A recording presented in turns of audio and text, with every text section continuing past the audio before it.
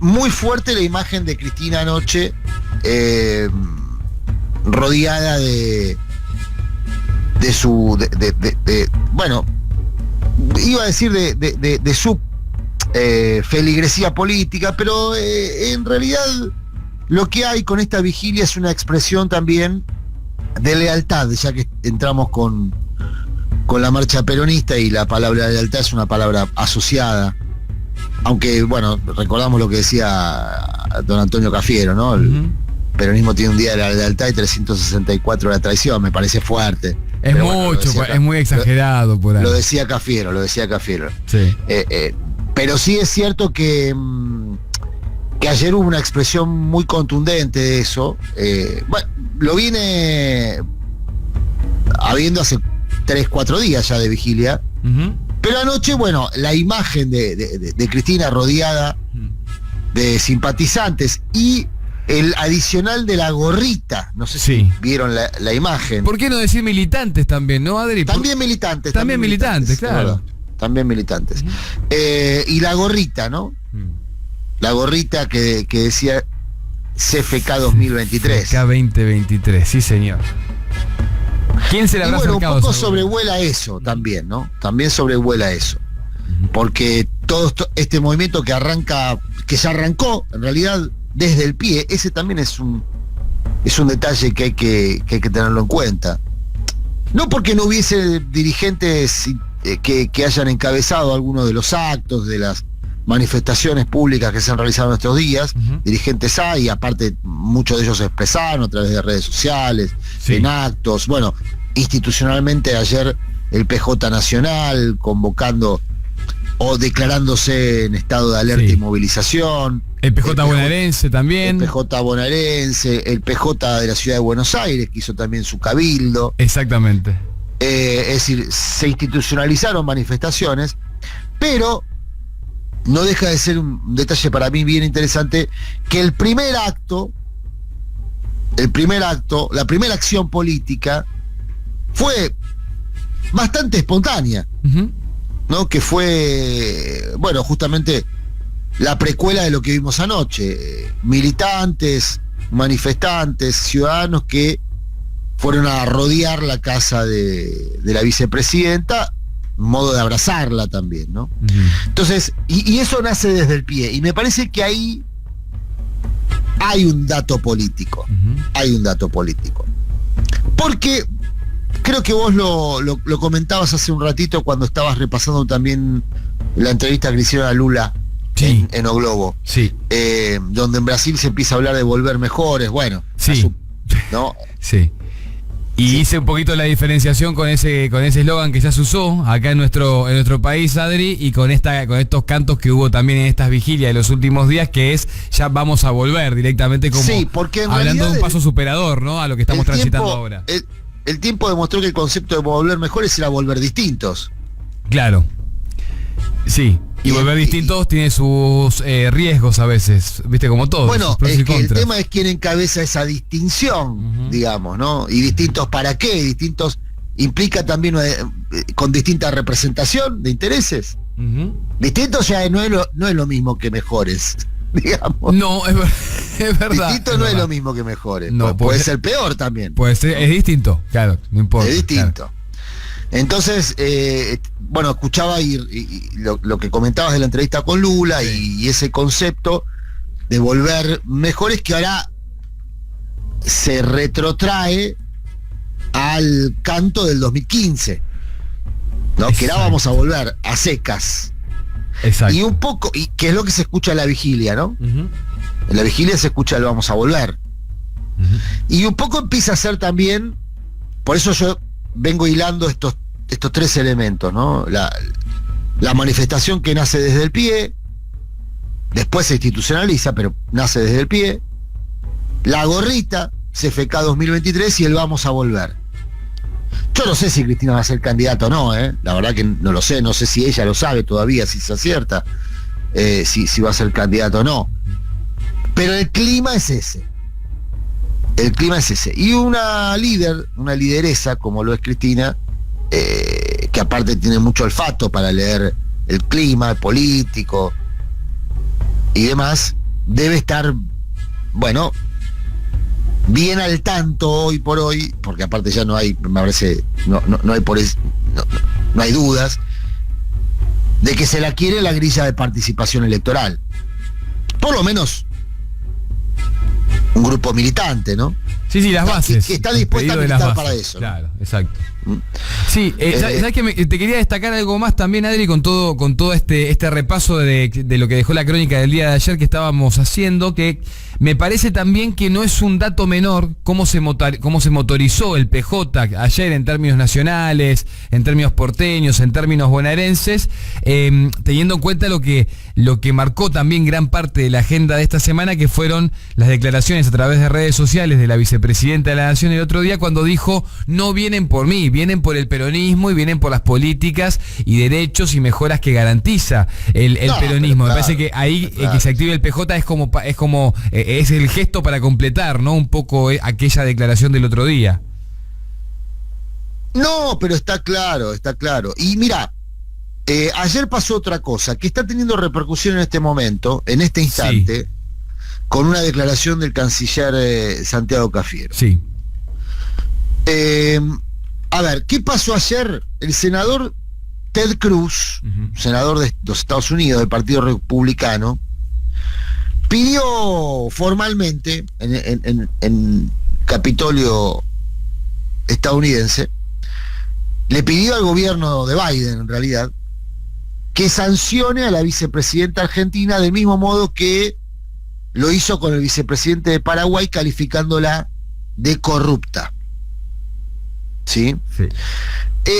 Yo sé que en general en Argentina las noticias internacionales se siguen poco y nada, y es un problema grave que tenemos porque solemos pasar de creernos el ombligo del mundo a la diáspora absoluta, digamos, ¿no?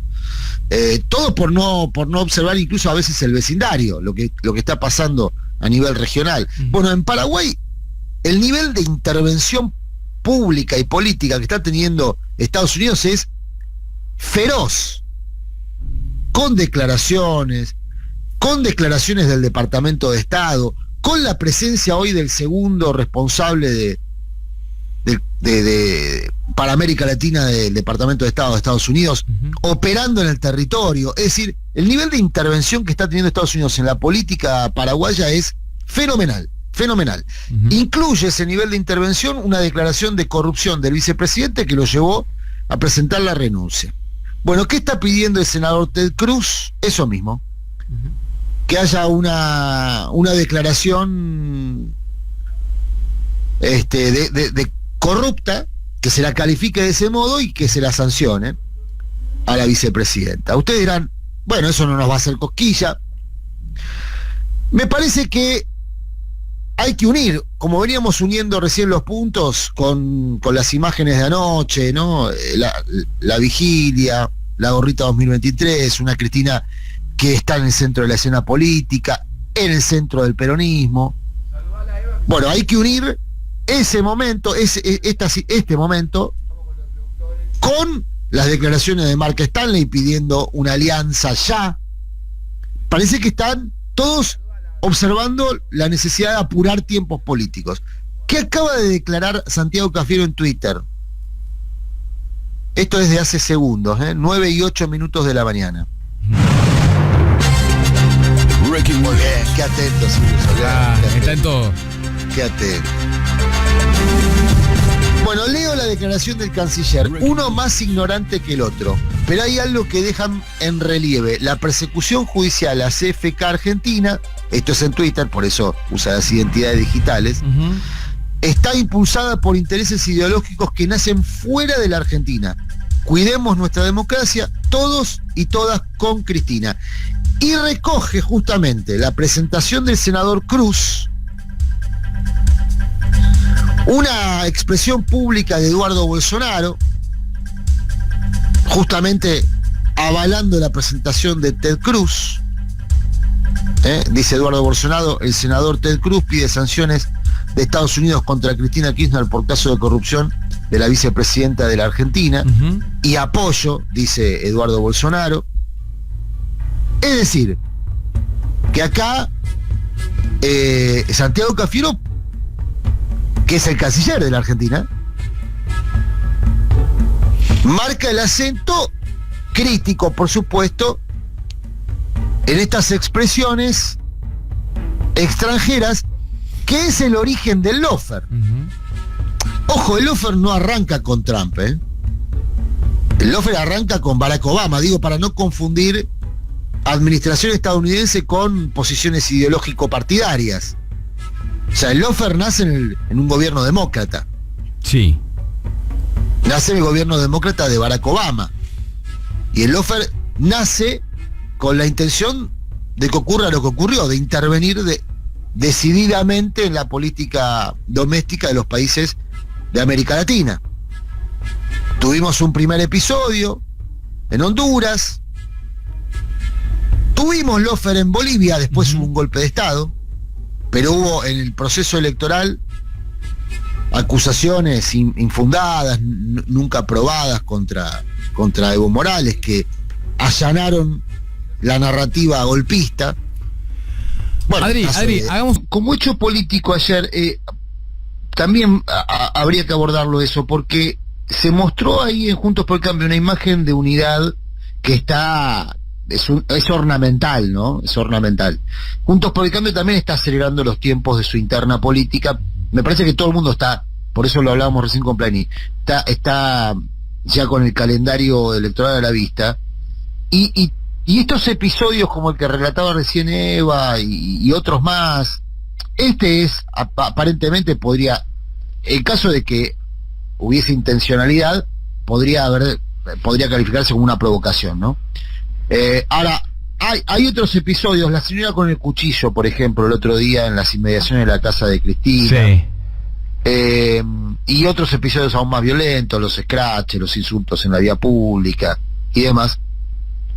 Me parece que también forman parte de un clima político, como lo calificabas vos, Eva, no de enrarecido, me gustó la palabra que usabas, de un clima delicado, ¿no? Una especie, no me gusta la expresión tensa calma porque es un oxímoron, pero bueno, describe bien el contexto. Yo creo que me parece que hay que prestarle atención, porque el clima en algún punto también enmarca un momento de definiciones políticas. Mira, en Juntos por el Cambio ayer hoy Elisa Carrió denunció a Patricia Bullrich de haberla espiado con policías que hacían la custodia de Carrió. Es decir, es una dirigente de Juntos por el Cambio acusando a otra dirigente de Juntos por el Cambio de haberla espiado, de haber utilizado aparte recursos públicos para espiarla, policías de la federal que hacían tarea de custodia. Esto pasó en las últimas horas. Y uno dirá, bueno, es Carrió. Ayer también la coalición cívica hizo una presentación judicial exótica, pero bien a tono de lo que hace habitualmente, contra el presidente por la metida de pata con el tema de Nisman y demás. Ahora, es una declaración que se enmarca en un proceso de interna muy furioso que se está viviendo en Juntos por el Cambio, y que también va a decantar en candidaturas, en espacios de poder interno, eventualmente fracturas. En Marcos Juárez van divididos. Juntos por el Cambio, la coalición cívica va por un lado y Macri va por el otro. Y Marcos Juárez es el kilómetro cero de Juntos por el Cambio. Ahí empezó esta experiencia de coalición, en su momento opositora, después fue oficialismo, hoy es otra vez oposición. Por eso digo, hay un momento político hoy en Argentina donde también estamos en momento de definiciones. Muy importante,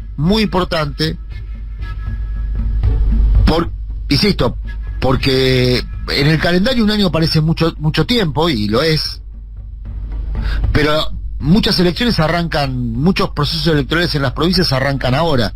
Ya, creo que en diciembre, en Marcos Juárez es en septiembre, la elección de Marcos Juárez, que tiene este simbolismo de ser el kilómetro cero de Juntos por el Cambio. Y después ya tenés elecciones en diciembre, en enero, en febrero, en marzo, tenés elecciones prácticamente todos los meses del año en 2023. Así que yo le prestaría atención estos episodios de generar un clima enrarecido, provocaciones, discursos de odio. La denuncia contra Alberto Fernández, Eva, no sé, vos seguramente le prestaste más atención, porque bueno, fue en el ámbito parlamentario.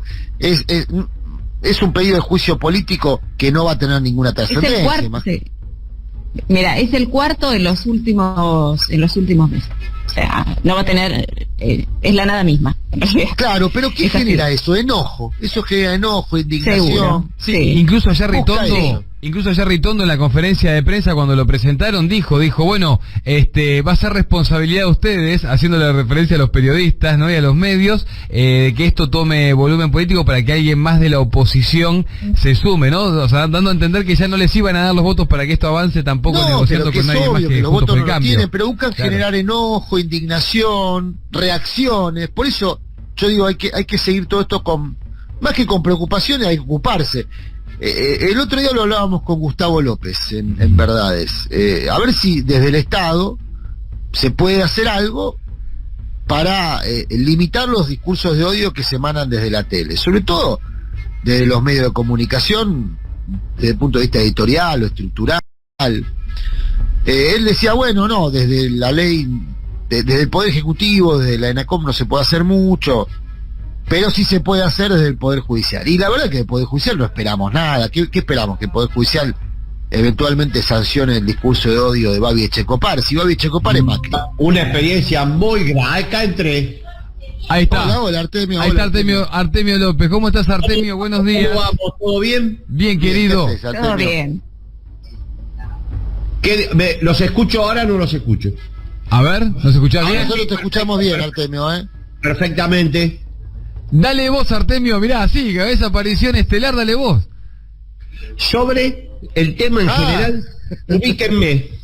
No, está bien, pensé que estábamos, que ya estabas arrancando a opinar. No, recién me dan ingreso, perdón. No, está muy bien. No es mi responsabilidad. Ya, muy bien. A mí me interesaría saber un poco la opinión de Artemio en relación a esto que se intenta instalar de que la violencia es peronista, ¿no? De que los violentos son los peronistas cuando en realidad es al revés, pero me parece que buscan instalar eso. Bueno, Eva, un repaso de la historia reciente muestra que eso es absolutamente una mentira más de los sectores dominantes. Pero de la historia reciente me refiero no solamente a lo acontecido a partir de 1955, que con el golpe militar se sucede la decadencia argentina, se deconstruye una sociedad ejemplar, sino también a lo que hizo Macri en el gobierno. Ahora, persiguió opositores. Hay seria sospecha de que mató a líderes sociales, estoy hablando del Estado cuasi de derecho que encabezó el ingeniero.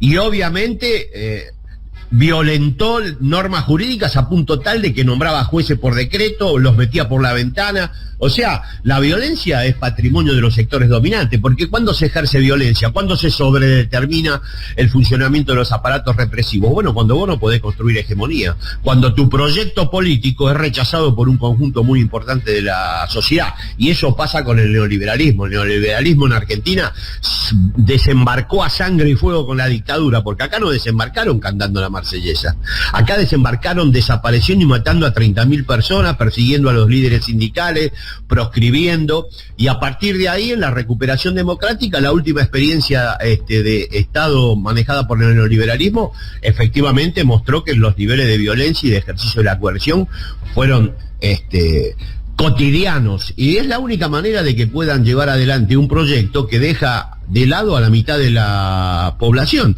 Eso ya está descrito, se conoce desde tiempos inmemoriales. Cuando vos no podés desplegar hegemonía como clase dirigente, lo haces como clase dominante y desplegás aparatos represivos, dos aparatos represivos: el físico a través de los golpes militares históricos, o el judicial, porque el judicial es un aparato represivo de Estado, y hoy estamos viendo que es un aparato represivo de Estado al servicio de una clase social o de un conjunto de facciones de clase. La violencia es patrimonio de los sectores dominantes, porque no pueden imponer su proyecto a través de construcciones hegemónicas. Lo intentaron bastante ahora con la última experiencia de Macri, pero pero bueno, aparece el liderazgo de Cristina que le pone un límite a eso.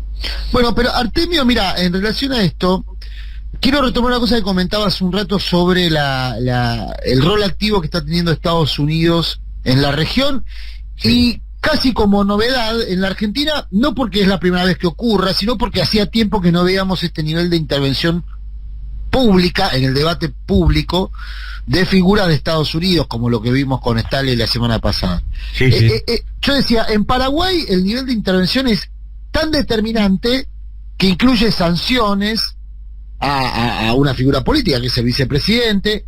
Está ahora el 2 del Departamento de Estado en Paraguay ordenando la política interna. Mark Wells es el señor que está allí ya en territorio. Sí. Y todo por intereses económicos muy concretos. Estados Unidos tiene interés económico en la segunda pastera más importante de la región. Y Estados Unidos ya ha hecho público su interés por el litio de la Argentina, por ejemplo. Así, bueno, lo enumeró Stanley, ¿viste, Adrián? Que Claro, lo dijo. claro. Bueno, los vamos a colaborar para desplegar minería, el sector agropecuario, el litio. Claro, Lo dio por eso como digo, una colaboración muy mutua que sabemos que en boca de los americanos eso es un despojo. Pero no. Pero digo, ¿esto cómo puede gravitar en la conformación del escenario electoral en la Argentina? Porque estamos viendo una aceleración de los tiempos, ¿no? Sí, bueno, ellos tienen un partido que representa el interés de la hegemonía norteamericana en la región, que es la coalición opositora. Juntos por el Cambio es el brazo político de, entre otras cosas, del proyecto de los sectores dominantes, no me cabe ninguna duda, pero también de la hegemonía norteamericana en un momento donde el hegemón a nivel mundial está muy discutido. Acá eso también se pierde de vista, han reforzado sus posiciones, esto todo entre comillas, en el patio trasero, o sea, Latinoamérica, como parte de una estrategia más global para enfrentar lo que ellos consideran efectivamente un cuestionamiento, y que lo es, a su hegemonía planetaria. Imagínate que están emergiendo potencias como China desde ya, Rusia, India, o sea, están teniendo claramente ahí circunstancias que ellos no pensaban, y para ser justos, la estrategia que están desarrollando en la región es relativamente fallida, porque ellos perdieron. Lo que pasa es que nosotros no podemos, en Argentina somos muy, le damos mucha impronta solamente al análisis doméstico. Escúchame, habrán perdido Colombia, que era el ariete de la estrategia americana en la región. Bueno, muy interesante lo que decís. Petro es de una magnitud colosal por Ayer Petro y lo que implicaba Colombia para ellos. Sí, te agrego un dato a lo que decís, Artemio. Ayer Petro le ofreció a los narcos colombianos suspender el proceso de extradición, que fue la punta de lanza de la intervención político-militar de Estados Unidos y judicial, político-militar y judicial de Estados Unidos en Colombia. Bueno, ayer Petro le ofreció a los narcocolombianos no extraditarlos a cambio de que, por supuesto, se entreguen y abandonen las actividades, ¿no? Es decir, que sean juzgados en territorio colombiano. Eso es un cambio de paradigma central para la política colombiana. Absolutamente. Ahora, vemos eso, por eso digo que, en general, yo decía hace un rato, uno de los defectos que tenemos en Argentina es leer poco lo que ocurre en el mundo, incluida la región, ¿no? Pero la región está teniendo hoy una situación de tensiones con Estados Unidos, o porque Estados Unidos amplía su despliegue, lo que vemos en Paraguay, o porque entra en conflicto con lugares donde tenía ya un despliegue muy importante. Frente a Colombia está el principal despliegue militar. Es una base naval, es la principal en la región. O sea que ahí va a haber una tensión también muy importante. Te pregunto lo de Estados Unidos en la Argentina, porque lo que pidió Stanley es que las cosas ocurriesen ya. Claro. Entonces vos ves un escenario de aceleración de tiempos políticos. Cristina anoche siendo abrazada, pero al mismo tiempo, como decía recién Omar Plaín, siendo interpelada para que sea candidata. Esto por el lado del oficialismo, por el lado de la oposición, las internas que están a flor de piel y que van a decantar en candidaturas y demás. Mirá, esto ya lo había planteado inicialmente, con otras formas, Ilan Goldfein, que es el encargado del fondo, sí, occidental del Fondo Monetario, había dicho, miren, este gobierno a nosotros no nos sirve. En otras palabras, se lo dijo, ¿sabes quién? A Levi Yeyati, que es un interlocutor, un economista de derecha, de Cambiemos, o sea, eso es así. Le dijo, este gobierno lo pensamos como transición, sabemos que no es un gobierno que va a producir las transformaciones que nosotros necesitamos, estamos a la espera de uno nuevo. Esto se empalma con las declaraciones de Stanley, que fue más explícito, que ya modeló el tipo de coalición que quiere.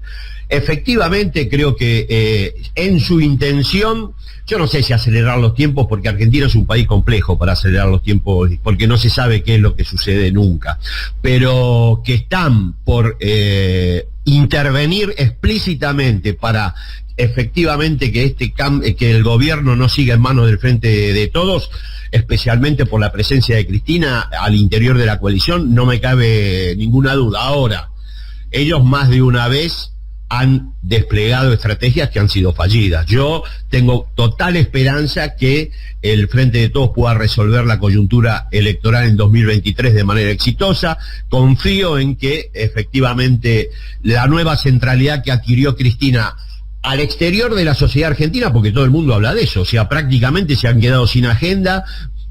Ya desde la asunción de Sergio Massa se quedaron sin agenda, pero ahora de una manera explícita, porque no hay otro tema de conversación, pero además por la centralidad que adquirió internamente Cristina dentro del Frente de Todos, demoliendo la teoría de liderazgos simétricos. Es evidente que hay un liderazgo muy asimétrico, y el planteo en perspectiva de Cristina fue muy claro, lo dijo en el 2020, jubilaciones, pensiones, bueno, lo que sabemos todos, alinearlas y desplegar una política de transferencia de ingresos. Argentina tiene un problema de ingresos severos. El Frente de Todos sabe que en 2021 no tuvo un problema de confrontación con la oposición también perdió votos. Es lo menos importante acá la oposición. Lo que es central es qué definición política y socioeconómica hace el oficialismo. Lo que tiene enfrente es una murga. Lo ha demostrado en el 2021, donde no pudieron recuperar un voto. Adrián, en La Matanza se perdieron 250.000 de votos. Te nombro La Matanza porque es emblemático.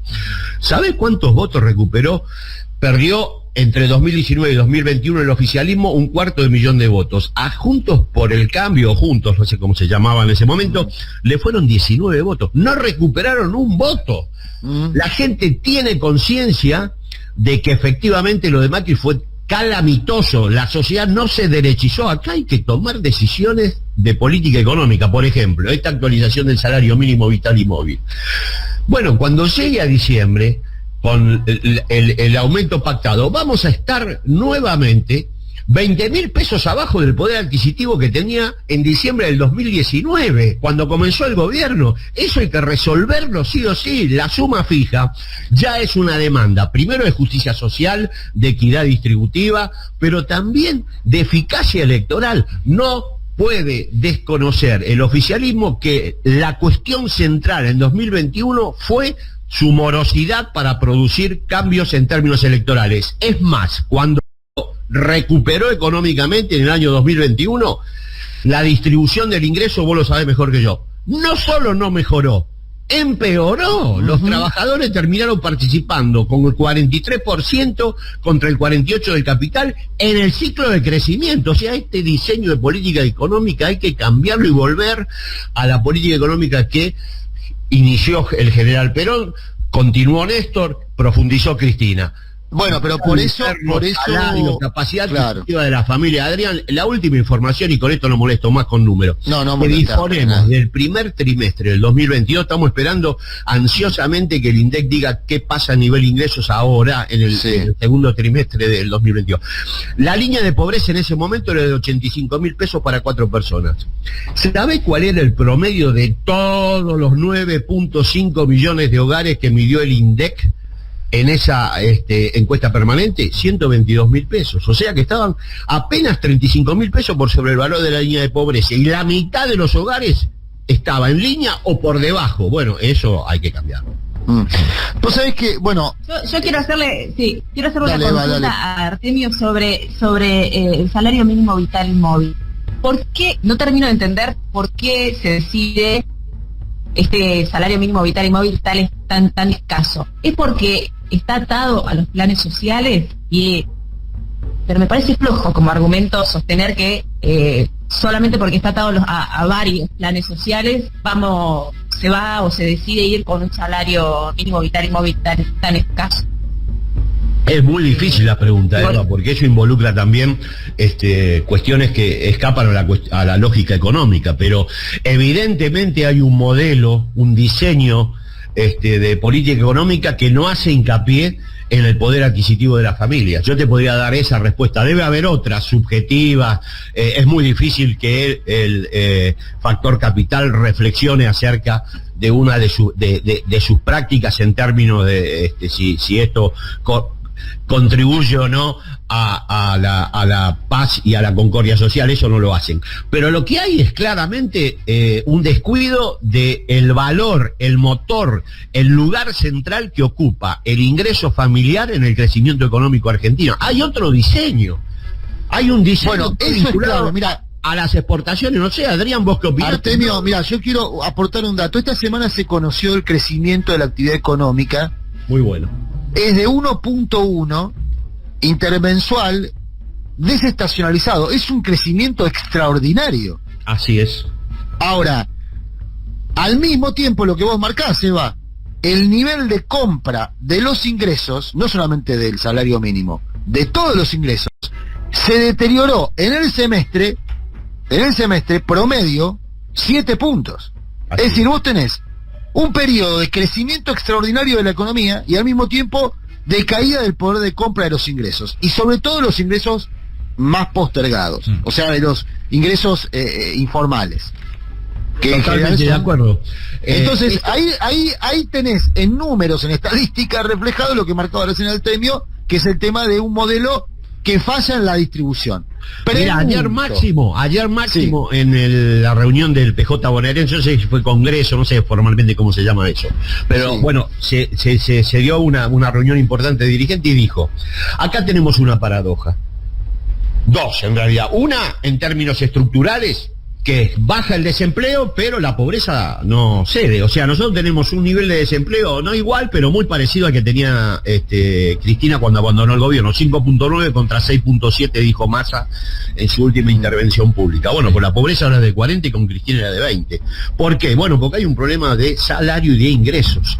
Y dijo, tenemos para los que estudian esto dicen que el 60% de la torta se la lleva el capital y el 40% los trabajadores. Con Cristina era 51.8 esa participación de los trabajadores. Y algo también que tiene que ver con el esquema algo también que tiene que ver. Escuchá, termino con esto. Se llenan los comedores de alto poder adquisitivo en los barrios del conurbano, eso se ve en el conurbano, pero también se llenan los merenderos y los comedores donde los sectores populares van a tratar de sobrevivir en términos de seguridad alimentaria. O sea, tenemos esa paradoja. Eso es lo que produce la distribución inequitativa del ingreso. Hay una burbuja de consumo, pero por otro lado sobrevive un horizonte de pobreza muy profundo. Y el dato también que lo que estaba pensando, que otro dato que se conoció esta semana, es que 6 de cada 10 argentinos están endeudados, y eso tiene que ver con el arrastre de lo que dejó el macrismo, más por supuesto todo lo generado por la pandemia. Ahí también es donde ganan el sector financiero, ganan los bancos, ganan los prestadores, y eso también es parte de la condicionalidad, sumado a que hay gente que hoy se está teniendo que endeudar para poder comer, ¿no? O bueno, yo le quería preguntar a Eva justamente, porque una de las ideas distributivas que habían surgido en el último tiempo era justamente el impuesto a la renta extraordinaria. Es decir, se supone que eso iba con perdón del anacronismo comunista, pero era meter la mano en el bolsillo a los sectores más favorecidos. Se supone que para distribuir y evitar un ajuste, que es lo que está en curso. ¿Eso en qué quedó, Eva, el impuesto a la renta extraordinaria? No avanzó eso, no avanzó, nada. Y en todo este paquete de impuestos, digamos, prórroga de impuestos, consenso fiscal y demás, ¿hay componentes distributivos o en tal caso lo que hay es posibilidad de mayores ingresos para los estados provinciales, para los estados municipales? Y bueno, después habrá que esperar que eso se distribuya con un criterio de mayor equidad, ¿no? Sería así el plan. No, sí, no hay nada nuevo, es prorrogar el status quo, no hay nada nuevo. Bueno, la ley de consenso fiscal habilitaría aumento de impuestos. Bueno, sí, provincial. Pero bueno, sí. no sería distributivo en el sentido estricto, digamos, como lo que podría ser una ley de renta extraordinaria o impuesto de la renta extraordinaria, sino algo, digamos, más de nutrir a los municipios de mayores ingresos por vía de los impuestos, y eso le permitiría al Estado Nacional reducir las partidas, que un poco es lo que se anunció ahora. Se va a reducir las partidas de transferencia en obra pública, 9.000 millones de pesos hacia los municipios, hacia las provincias, ya ahora en el próximo semestre, es decir, compensar la pérdida de plata que hasta ahora venía transmitiendo el Estado Nacional. Sería eso, digamos, no hay ninguna ley distributiva en gateras, en discusión. No. Y bueno, ahí, Artemio, hay un tema, digamos, porque hay un tema para resolver, pero sí, tiene que quedar claro que cualquier solución va a provenir de parte del oficialismo, porque lo que tiene enfrente ya no es una alianza política, es precivilizatorio. Lo que plantea Juntos por el Cambio, que es lo que plantea el fondo y lo que plantea obviamente la perspectiva americana en la región, es volver a una sociedad preperonista. Cualquier solución se va a dar desde el oficialismo. Por eso que es un espacio en disputa. Me parece que la centralidad de Cristina ayuda a pensar un proyecto político superador. Me parece que la visión de Cristina Fernández es superadora en ese sentido, es la que puede brindar soluciones. Ahora, todo dentro del espacio del Frente de Todos. No se puede pensar siquiera una alternativa al oficialismo. Sería un error político colosal. Sostener la figura del presidente, mantener la unidad del Frente de Todos y potenciar la centralidad de Cristina Kirchner. Para mí esas son las tres tareas de la etapa. El orden no es taxativo, puede ser cualquiera, pero Cristina, la centralidad del presidente y la unidad del Frente de Todos es una herramienta necesaria para que la sociedad argentina tenga un poco de lo que tuvo durante 12 años de mandato de Néstor Carlos Kirchner. Los trabajadores desde el 2016 han perdido en participación el equivalente a 1.7 veces el préstamo del fondo, 70.000 millones de dólares. De eso no se habla. Los sectores agroexportadores triplicaron su ganancia. ¿Dónde está el dólar soja ese famoso? ¿Qué quedó de todo eso? Bueno, hay que hacer un diseño de política económica que intervenga para poder mínimamente moderar una sociedad relativamente más justa. Estamos hablando de niveles salariales que están por abajo de la línea de pobreza. El 30% de los trabajadores formales, los que menos ganan, son trabajadores pobres. Artemio, cumpliendo las horas estipuladas, realizando las funciones que el INDER demanda para considerarte ocupado pleno, vos recibís salario por abajo de la línea de pobreza, que es de 110.000 pesos para 4 personas. Eso quiere decir un salario bruto de 140.000. Preguntá en tu barrio cuántos ganan 140 lucas. Hola Artemio, el profe te saluda. ¿Cómo anda? Buen día a todos acá, ¿cómo andan? Buen día, compañero. Recién dijo Buen Artemio. día. Eva, ¿cómo anda? Recién dijo Artemio que es un triunfo de la oposición sería precivilizatorio. Por lo tanto, sí, bueno, entonces eso sabes más vos, profe. No, pero entonces me pregunto, Artemio, si la consigna tiene que ser civilización o barbarie. Bueno, puede ser una actualización de concepto, podría ser. Artemio, te sumo algo más también a lo que venías diciendo y lo seguimos la próxima, porque estamos ya cerrando la transición ordenada para darle paso a lo que resta de Siempre Soy, pero me parece que también es importante ver cuál es también el sector que está pujando. Digo, esta movilización, esta vigilia en la calle, ahí también está mostrando qué sector es el que está con voluntad también de recuperar las calles, ¿no? En cuanto a lo que es el acompañamiento de la vicepresidenta, pero también a movilizar un poco la política después de estos años de pandemia que quizás nos dejaron a todos un poco acartonados, y bueno, y ahora está empezando a haber un poco de volumen en el a pie. Acartonados sería desmovilizados. Básicamente. Y lo que el profe siempre señala, la desmovilización contribuye poco para el despliegue de un proyecto popular democrático. Perón, Néstor y Cristina le atribuían a la movilización no solamente la cuestión de la gente en la calle, era para ellos un recurso central para asignarle gobernabilidad a un proyecto contrahegemónico. No es cualquier cosa la movilización, porque es una palanca muy fuerte donde apoyar el despliegue de políticas que van contra los intereses de los sectores que dominan, que tienen un montón de recursos. Bueno, no voy a yo aburrir, usted lo conoce mejor que yo. Acá me llega un mensaje, me dicen que estaba contentísimo ayer de Gringo Schiaretti con la movilización en el centro de Córdoba capital. Artemio, te mandamos